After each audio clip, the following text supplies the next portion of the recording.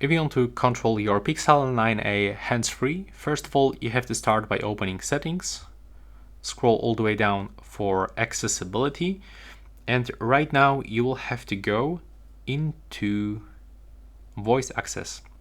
So now just turn it on by clicking on that switch here. Also, I can recommend you to turn on the Voice Access shortcut and go to the settings.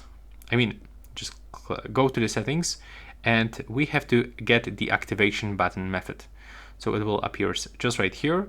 And before you start using this, I can recommend you to go for voice access comments. So you can just find some categories for text editing or basics and navigation.